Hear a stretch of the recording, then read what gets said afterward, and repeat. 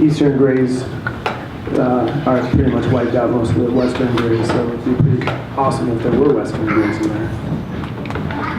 Probably both. I'm not the wildlife biologist, but we had western gray squirrels, I think. So I'll check on that.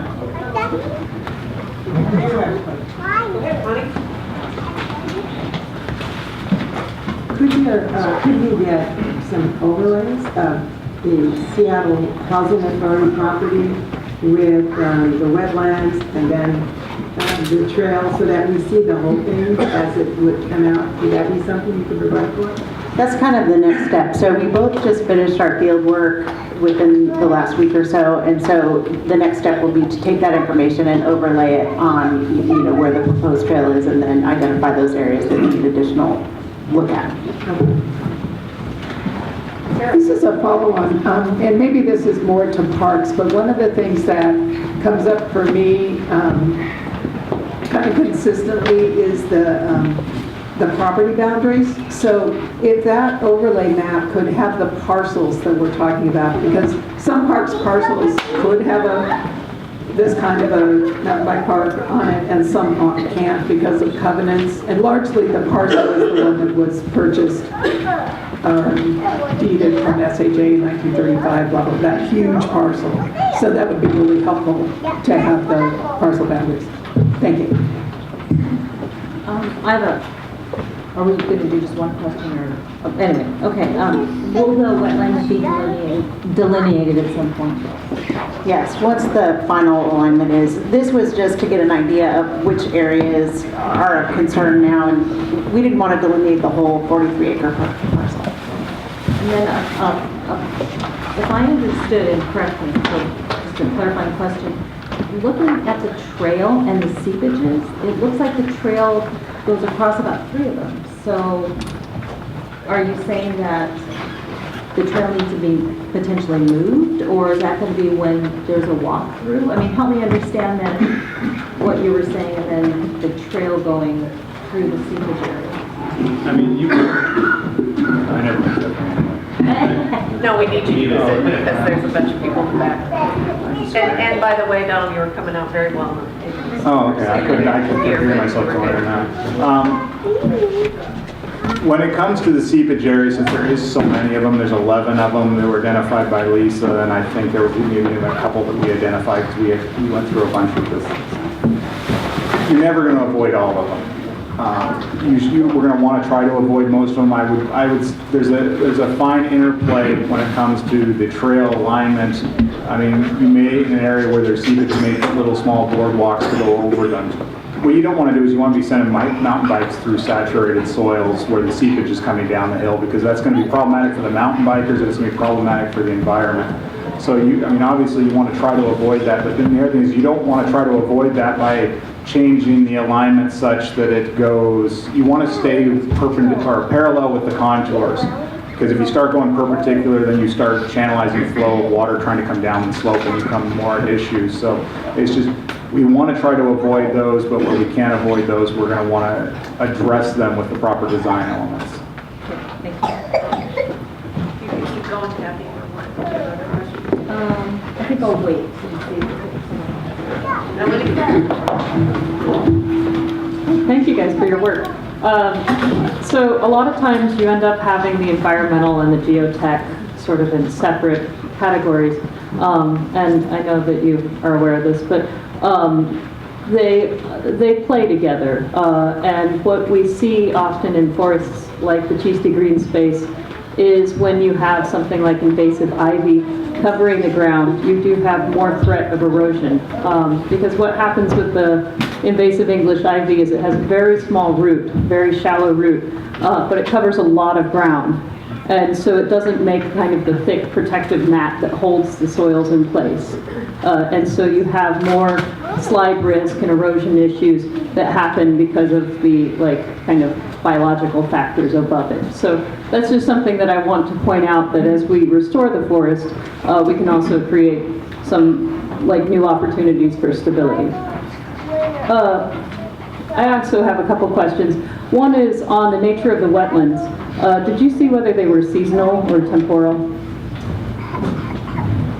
They're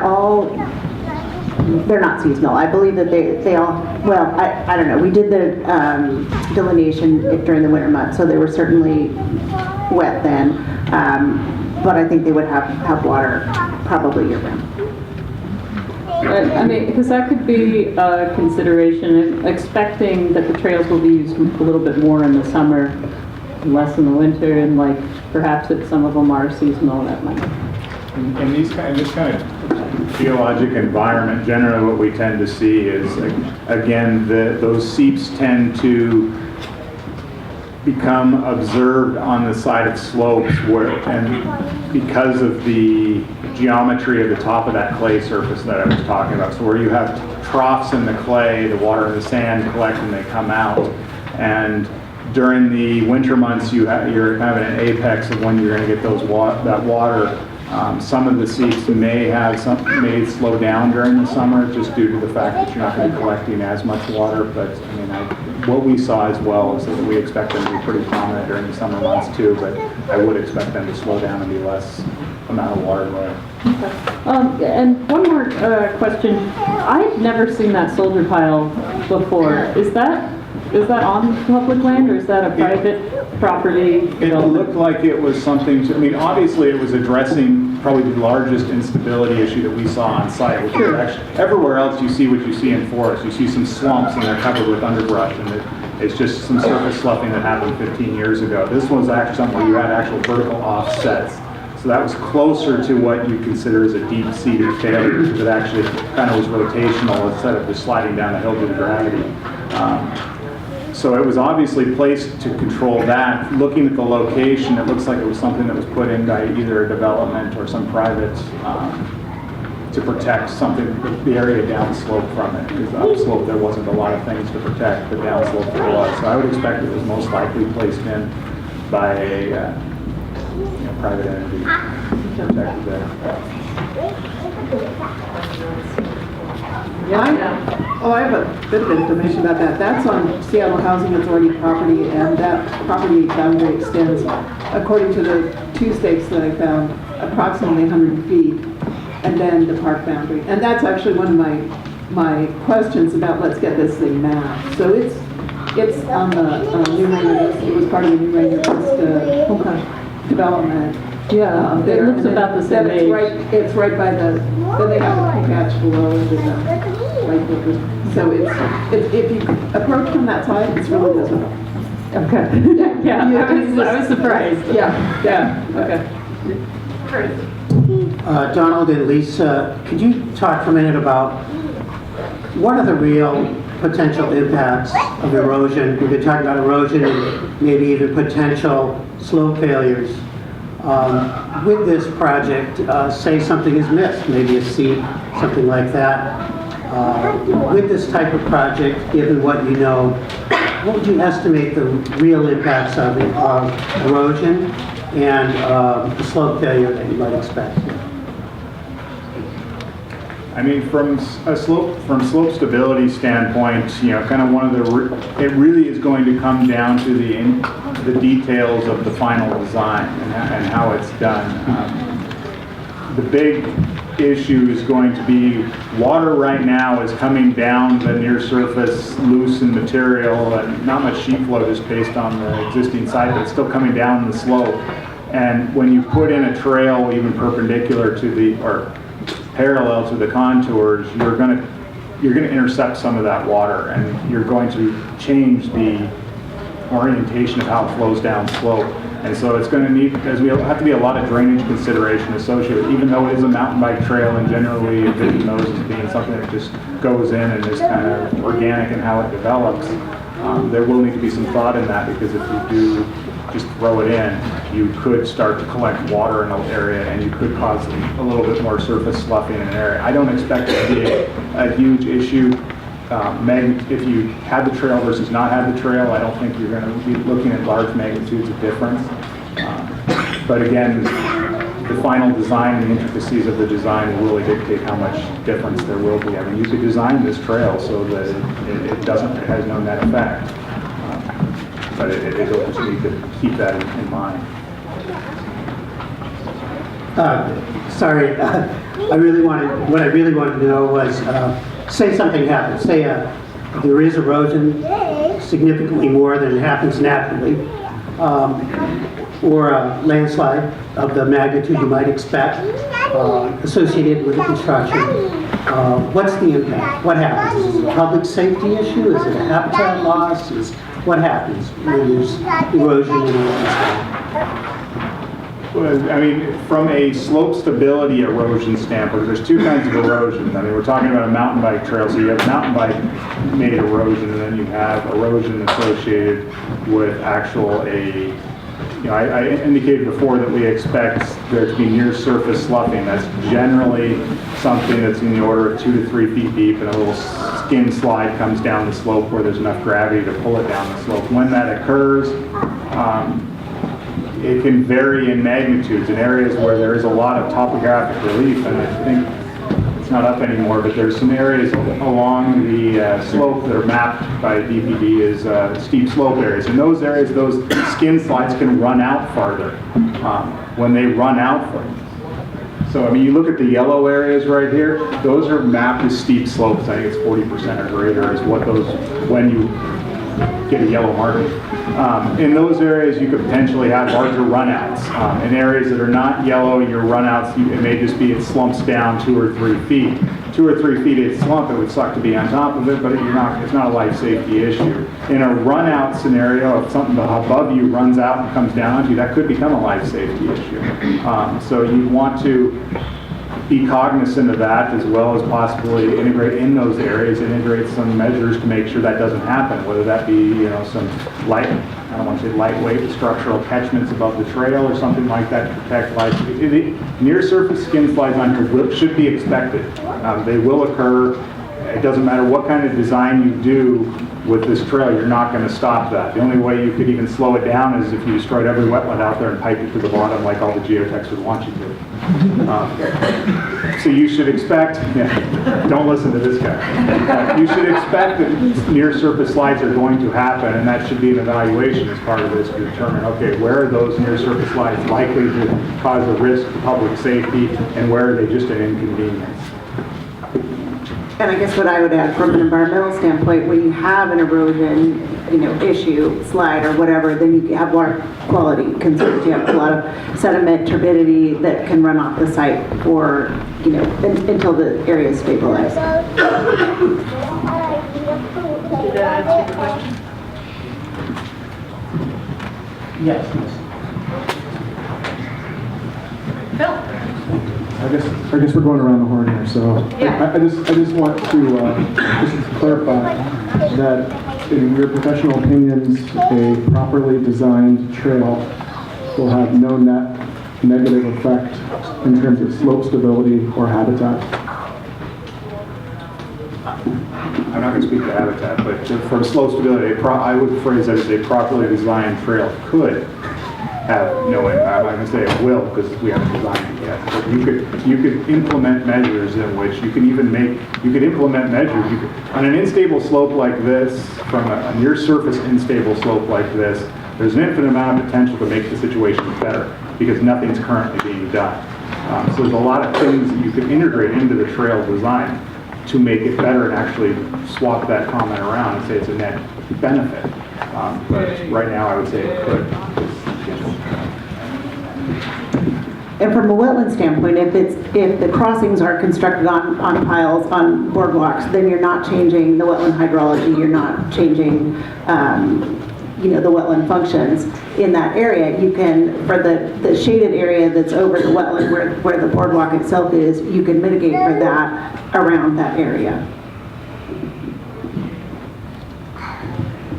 I guess we are going around the horn. Go ahead, Weston. I'll be quick. I think Phil hit what I was hoping to ask. The part I would add would be just a confirmation to hear it from both of you that slope slides are to be expected at this site and would be expected at this site whether there was a trail or not. Is that correct? That is very true. They have occurred here since the last glaciation. They will continue to occur here until they erode the whole hills flat and we're all gone. Great.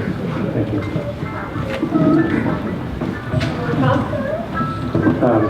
So I want to confirm that I'm not hearing anything, any suggestion that there's a red light here, that this trail is going to be have a very negative impact for the wetlands or the slopes. That the negative impacts can be mitigated with the measures that we recommend. Is that correct? Yeah, from a geotechnical standpoint, there, you could definitely, a properly designed trail, there's no red flags. You could definitely design it correctly. That being said, you could also design it very poorly and have red flags. So it really hinges on that design. And I would say yes, from wetland and wildlife standpoint, there's no red flags. There's no threatened or endangered species. And on the other hand, I gathered from reading the report that the biggest negative impact came many years ago when that forest was clear cut and allowed room for invasive flora, the erosion of the topsoil. That a lot of the damage we're seeing now is a result of all of that disturbance from many years ago. Yes, that is definitely a player in it. One thing to realize is, again, back to the geologic map, this is a geologic layer cake that's given that sand above clay is very prone to seepage. The largest player in the instability of the site is the seepage. And I mean, again, the seepage the soil would be more knitted together if it wasn't logged historically. But the seepage is what's really driving. The seepage and gravity. It's the two things that are causing the slope instability. So.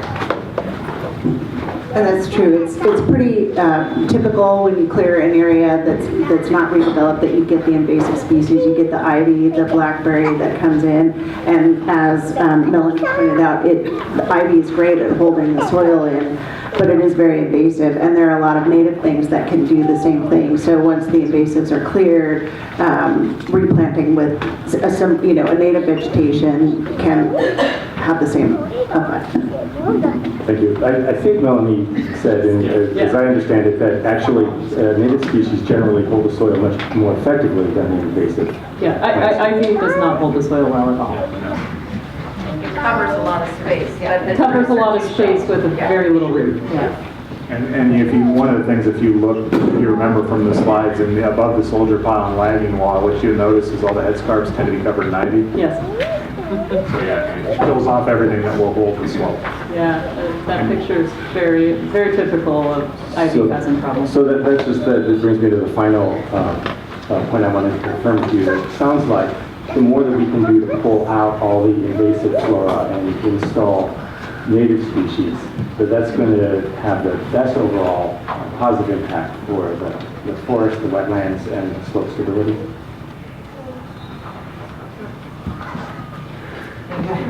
Best thing would be get rid of the wetlands. But things that we can do, that would be a good benefit. Connie. Connie, would you pull that over? So, I live 123 Avenue here, and I'm in one of those slide prone areas. And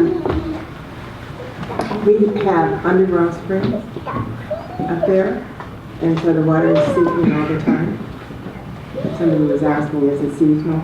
No, it is not. It's all the time. And is that where the seepage is coming from down there? Underground springs and seepage are pretty much just different terms for the same thing. It's whenever you have a geologic setting in which you concentrate underground water and you come out of a slope, that's a spring or a seep. It's just kind of interchangeable terminology. So yeah, I mean, when I'm talking about seepage, I'm explaining the same thing that you're indicating is underground springs. So yeah. And that goes on year-round up in that area for us. And the other thing is, there's almost every year a slide in the area.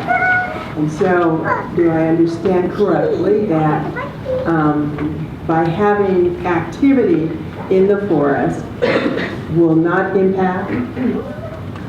I wouldn't put it that simply. Having a properly designed system for activity could be